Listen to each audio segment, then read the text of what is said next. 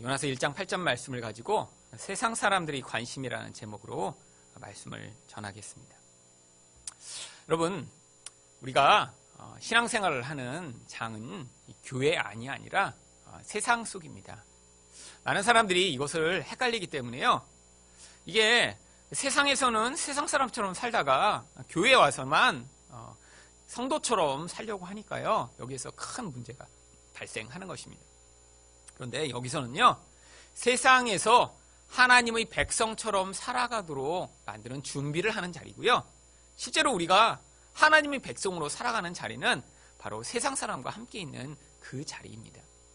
그런데 이렇게 세상 사람과 하나님의 백성의 근원적 차이가 무엇이냐면 세상 사람들은 하나님에 대한 고려가 전혀 없습니다. 그런데 하나님의 백성들만요. 하나님에 대한 관심, 또 그렇기 때문에 하나님이 중요하다고 여기시는 것을 우리 또한 중요하게 여기며 반응할 수 있는 자들입니다. 세상 사람들로 대표되는 바로 이 요나를 둘러싸고 있던 선장과 선원들이 요나에게 이렇게 요나서 1장 8절처럼 물어봅니다. 이들의 관심은 재앙이 어디서 왔으며 또 네가 무엇을 하고 있으며 또 너는 어디 출신인지를 얘기해라 라고 하는 것이었는데요. 이런 이들의 질문에 대해서 요나가 1장 9절에서 뭐라고 대답합니까? 나는 히브리 사람인데 바다와 육지를 지으신 하늘의 하나님 여호와를 경외하는 자로다. 사실 그들의 질문과는 관계없는 답을 합니다.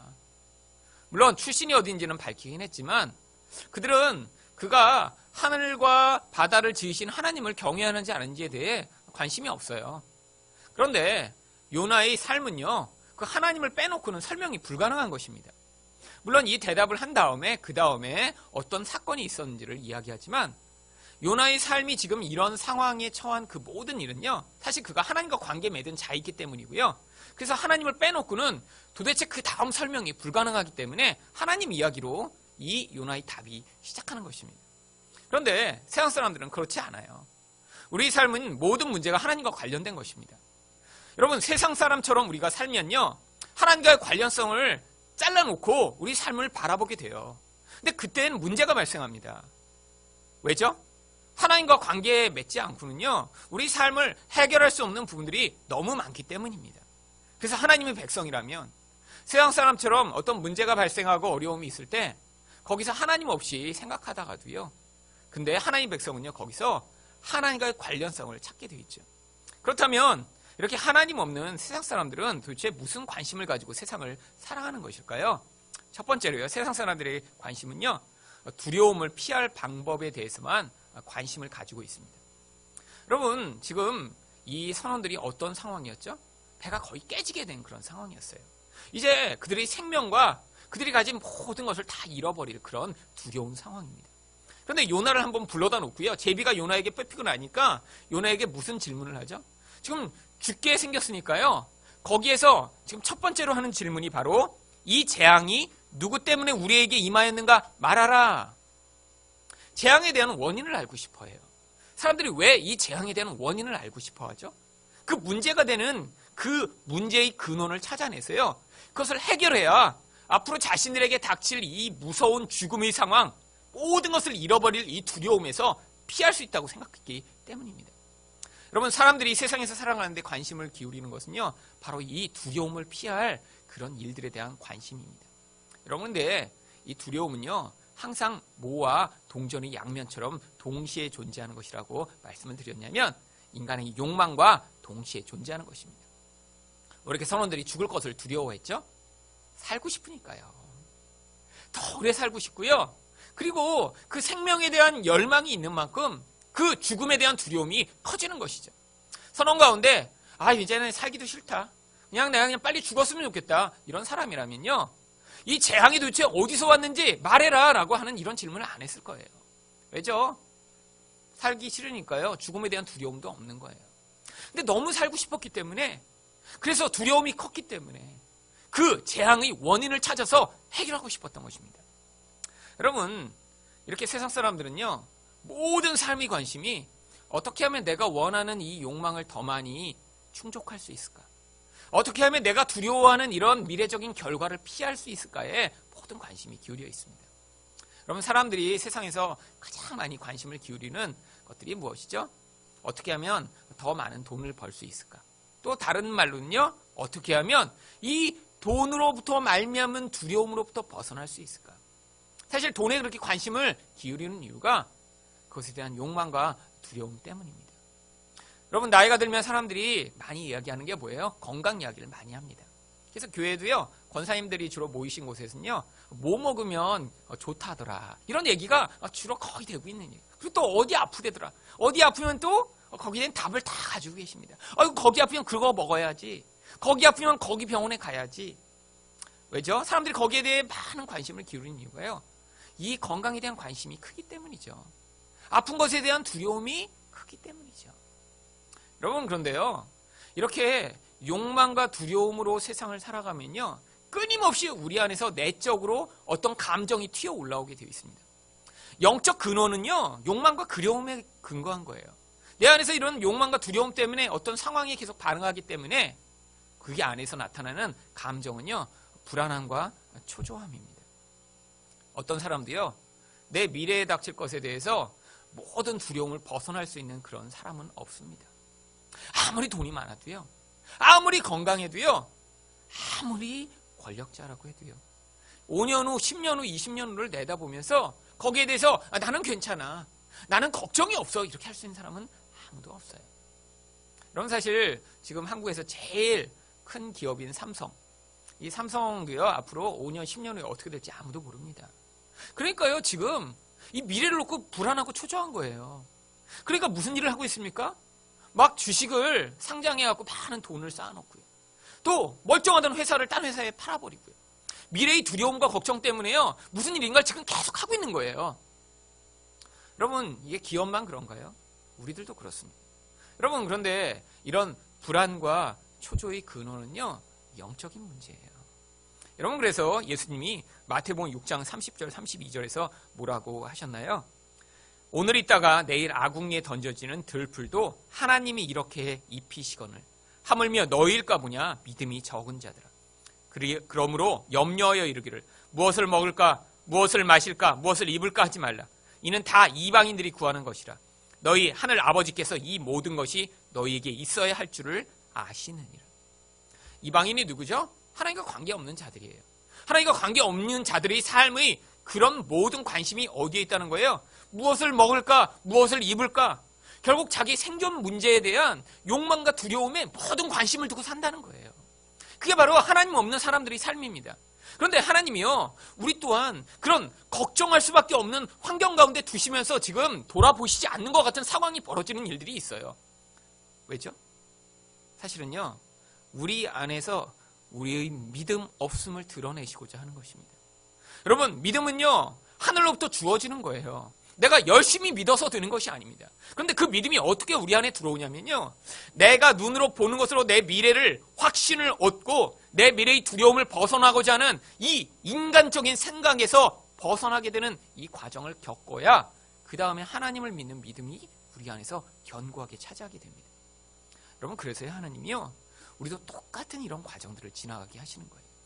우리 안에서 끊임없이 그래서요, 눈에 보이는 무엇을 먹을까, 무엇을 입을까, 내 미래는 어떻게 될까, 내가 이렇게 아파갖고는 내가 정말 나중에 살 수나 있을까, 이런 걱정과 두려움이 우리를 지배하게 만들고요, 그것으로 말미암아 우리 관심 또한 마치 세상 사람처럼 하나님과 관계 없는 것에만 집중되는 것 같은 그런 삶을 살도록 만드시는데, 하나님 백성은요, 그 과정에서도요, 마치 요나처럼 이것이 하나님과 관계에 있는 것은 아닐까라는 생각을 결국에는 하게 되는 것입니다. 이 과정, 자기가 의존하는 것들을 의지하지 못하는 과정을 통해 내 욕망과 두려움을 벗어날 수 있는 기회를 하나님이 주시는 거예요. 결국 우리가 이 모든 두려움에 벗어날 수 있는 근원적인 것은요, 요한일서 4장 18절 말씀처럼 사랑 안에 두려움이 없고 온전한 사랑이 두려움을 내쫓나니. 여러분, 하나님의 사랑에 대한 확신입니다. 여러분, 하나님이요, 지금 우리가 이런 모습으로 우리가 믿음도 없고 우리 안에서는 죄된 모습이 나타나고 자기 중심적이라고 우리에 대한 사랑이 약해지거나 끊어지는 것이 아닙니다.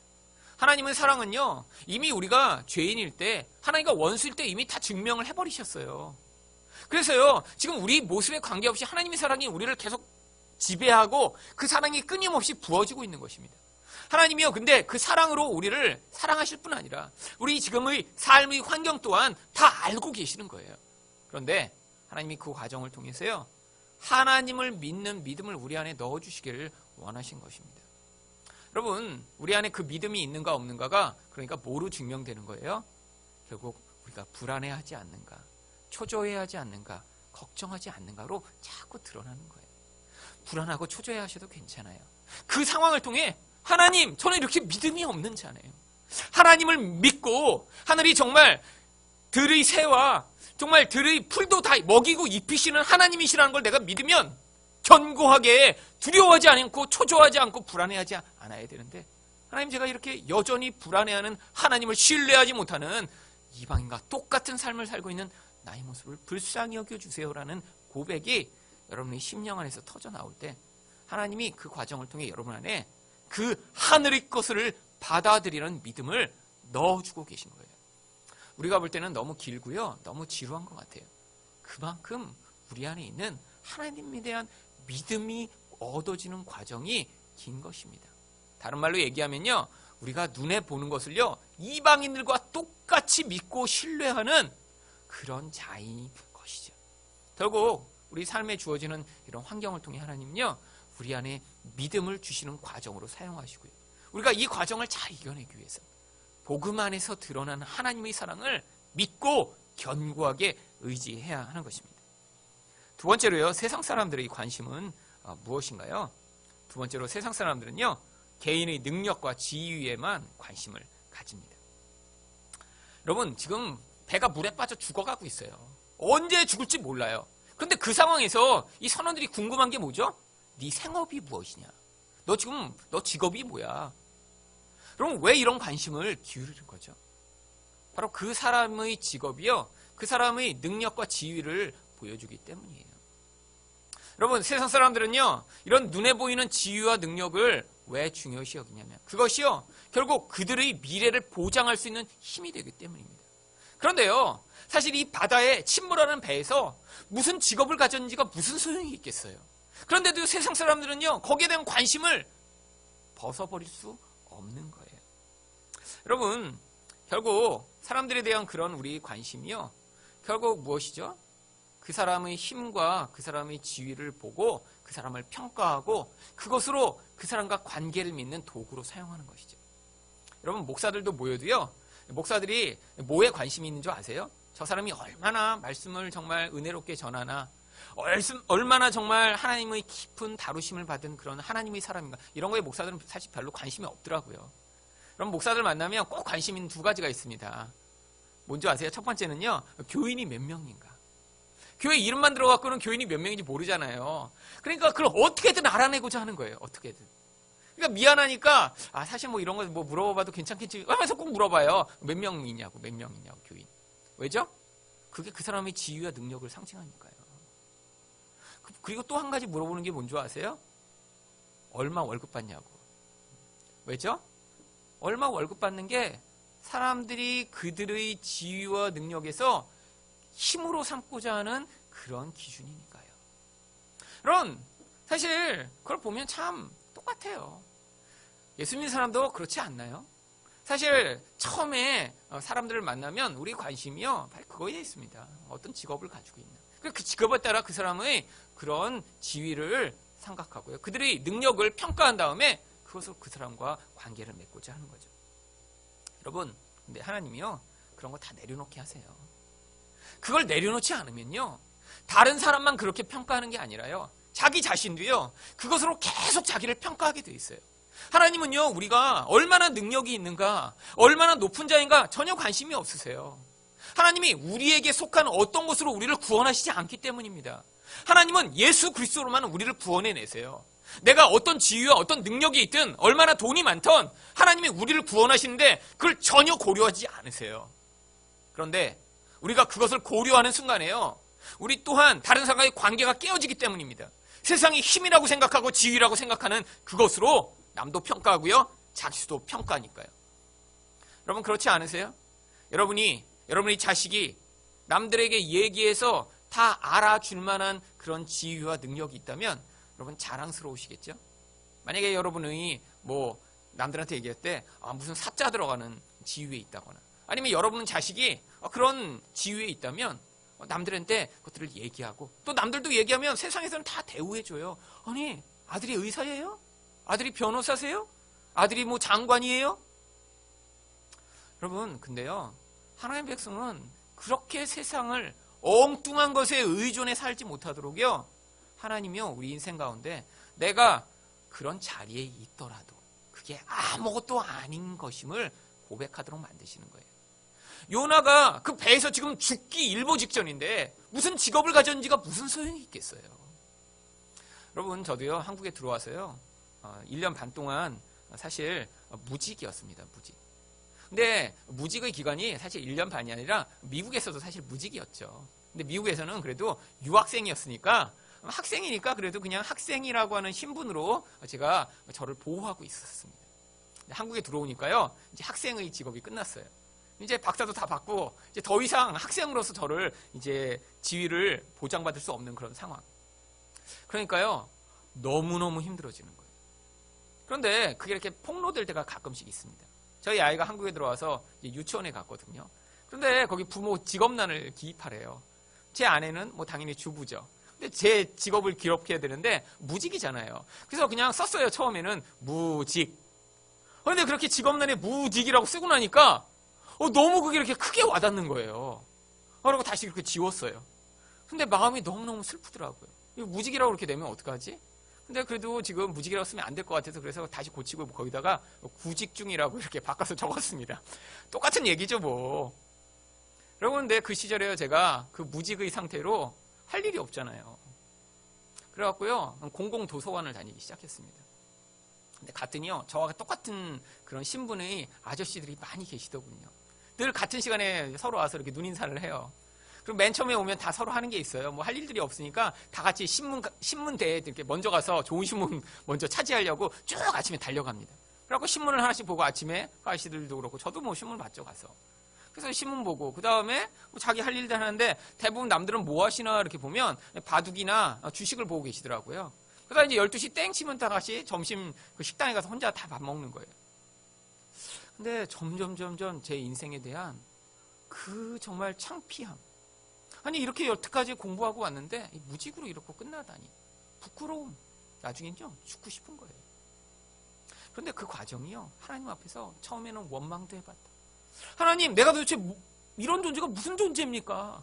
여태까지 이런 과정을 해서 결국 나에게 주시고자 하는 선물이 이런 무직인가요? 근데 나중에요 그 과정을 지나다 보니까 1년 반쯤 되니까요 제 안에서 그런 저의 모습을 제가 받아들이고 있더라고요. 체념과 낙심이 아니라요 나중에 나라는 존재는 원래 하나님이 은혜를 주셔서 이제까지 왔던 존재인데 그 은혜를 따라 내가 바라보는 나지. 내가 세상에서 지금 무슨 일을 하고 그것으로 나의 신분이 무엇이냐로 남이 나를 인정받기 원하는 그 모습이 나의 모습이 아닌데 제 안에도 여전히 내가 가진 어떤 타이틀로 나를 드러내고 싶은 욕망이 있었던 것이죠.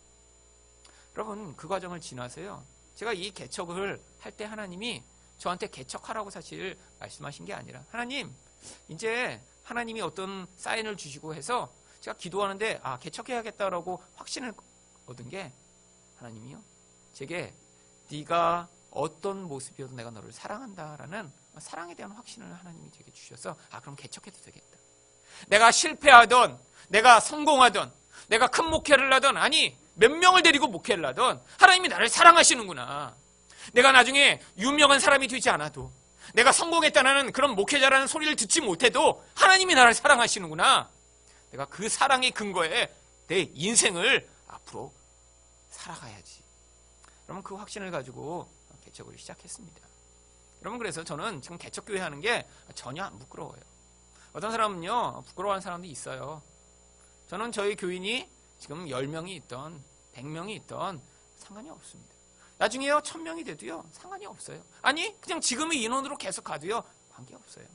그게 제 인생을 향한 하나님의 사랑을 조금도 영향을 줄 수 없는 것이니까요. 세상 사람들은 그런 것으로 자기 지위와 능력을 인정받고자 하지만 하나님은 나의 이런 죄인되고 연약한 자에도 불구하고 나를 사랑하신다고 복음으로 말미암아 말씀해 주셨으니까요. 여러분, 그런데 이것을 배우는 과정이요, 결국 우리가 구원을 받는 과정입니다. 마지막으로 세상 사람들의 관심은 무엇이죠? 세상 사람들은요, 개인의 정체성에 아주 많은 관심을 가집니다. 마지막으로 이들이 물어보는 게 어디예요? 내가 어디서 왔으며 내 나라가 어디며 어느 민족에 속하였느냐. 여러분, 왜 이것들을 이렇게 자세히 물어보죠? 당시에는요, 아주 큰 나라, 또 작은 나라, 아니 나라가 없는 그런 민족들도 많이 있었거든요. 지금이야 이렇게 나라로 다 묶여졌죠. 여러분, 하지만 이제 한국이나 이렇게 지금 단일 민족으로 돼 있죠. 이 외국에 가면요, 이제 수없이 많은 민족들이 그냥 나라로 이렇게 묶여진 그런 민족들이 굉장히 많습니다. 근데 옛날에는요, 다 민족별로 살았던 거예요. 어떤 민족은요, 그래서요, 인도에만 하더라도요, 아예 지폐에 언어가 한 10개 국어로 그 지폐가 써 있어요. 공용어는 힌디어지만 지역마다 민족이 다르고 언어가 다르고 사람이 다 달라요. 그래서 너무 그게 많으니까 아예 지폐에도 여러 나라 말을 써놨어요. 사실 민족이죠. 근데 나라라고 묶여진 거죠. 여러분, 당시 사람들에게는 그래서 이런 어디 출신이가 굉장히 중요했습니다. 강력하고 큰 나라일수록 힘을 가지고 있었죠. 로마 시민이었다? 굉장한 자부심의 내용이죠. 근데 나라에도 속하지 못한 어느 시골의 민족에 속한다? 무시받을 만한 그런 조건이죠. 여러분, 정체성이 무엇이죠? 어디에 속했느냐가 정체성입니다. 그런데 이 어디에 속했느냐도 사람들이 관심을 가지는 것이요, 나라고 하는 개인은 굉장히 약해요. 그러니까 힘을 가진 어떤 집단의 일원으로 존재해야 거기에서 자기라는 존재가 증명되는 거예요. 여러분, 그래서요, 한국 사람들도요, 사실 지금은 이 한류와 또 이 한국 물건들이 세상에 많이 팔려가고요, 외국에 나가면 이제 한국 사람이라는 게 이렇게 옛날처럼 부끄럽거나 잘 모르지 않습니다. 정말 세상 곳곳에 가도요, 이 삼성 핸드폰 다 쓰고 있더라고요. LG 광고 어디나 볼 수 있고요, 현대 자동차 많이 다닙니다. 그러니까요, 한국 사람이란 걸 잘 알려줘요. 이젠 다 알아요. 게다가요, 이 한류가 영향력이 커서요, 어떤 이라크에 갔던 선교사님이 얘기하더라고요. 이라크에도 이제 북쪽에 가면 쿠르드족이라고 전혀 민족이 다른 이제 민족들이 살고 있습니다. 근데 갔더니요, 거기 사람들이 위성 방송으로 한국 방송을 다 보고 있더래요. 근데 대장금을 본 거예요, 사람들이. 그래갖고 거기에 처음 온 한국 사람인데 여자 선교사였거든요. 오, 우리 마을에 대장금이 왔다, 대장금. 그래갖고 집집마다 그 선교사를 데려가다가 밥 먹이고 거기서 어떻게 뭐 요리하는 거 가르쳐 달라고 그러고 막 자기들이 본 그 대장금 얘기하고. 그래갖고 완전히 식사 대접을 받고 왔대요. 아, 이 한국 사람 위상이 올라간 거죠. 그렇죠? 그만큼 한국이 지금 잘 살게 된 것입니다. 여러분, 옛날에는 더 심했어요. 여러분, 그 당시에 있던 강력한 나라들, 아수라라는 나라, 애굽이란 나라, 이런 데 수속된 자면 인정을 받을 수 있었는데, 그러니까 물어본 거예요. 너희 중요성이 무엇인가를 확인하고자 한 거죠. 여러분, 지금도 그래서 사람들이 무엇에 관심이 있죠? 내가 어디에 속해 있느냐 되게 관심이 있습니다. 그래서요, 사실 교회도요, 큰 교회 다니고 싶어 하는 거예요. 여러분 가서 하늘사랑교회 다니는데요, 아무도 모르죠? 여러분, 정말 하늘사랑교회 다닌다고 얘기했는데 아는 사람을 만나셨다면 그건 기적이에요. 정말 기적과 같은 일입니다. 여러분, 그런데 큰 교회 다니면요, 많이 알아요. 예수 믿는 사람들 만나면. 그러니까 그것도 힘이죠. 여러분, 그뿐입니까? 왜 사람들이 이렇게 학교에 집착하죠? 어느 학교 출신, 그 집단의 힘을 나의 것으로 끌어당겨서 마치 내가 그런 사람인 양 행세하고 싶은 거예요. 세상은 그걸 중요하게 여기니까요. 여러분, 좋은 학교에 다닌다고 그것이 인격을 보장합니까? 좋은 학교에 갔다고 그 사람이 본질이 선하고 착하다는 것들을 증명하나요? 아니에요.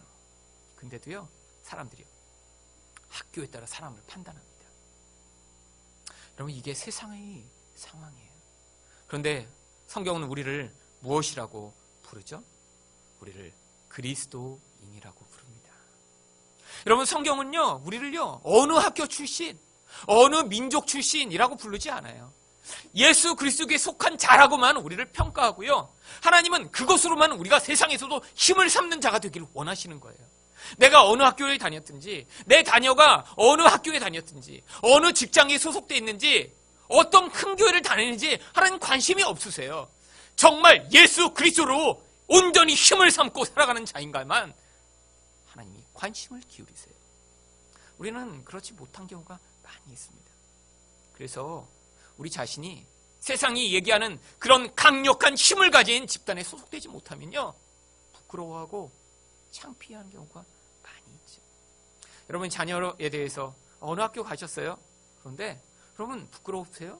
여러분 세상 사람과 똑같은 태도를 가진 거예요. 어느 직업을 갖고 계세요? 근데 그게 부끄럽다면?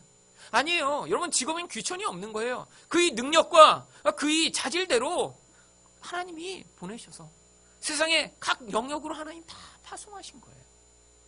거기에서 그리스도인으로 살아가도록. 여러분 우리가 진짜 그리스도인이라면, 진짜 예수 그리스도에게 속한 것으로만 세상을 살아가고 있다면 지금 내가 무엇을 하든 관계없어요. 나의 진짜 소송은 그리스도인이니까요.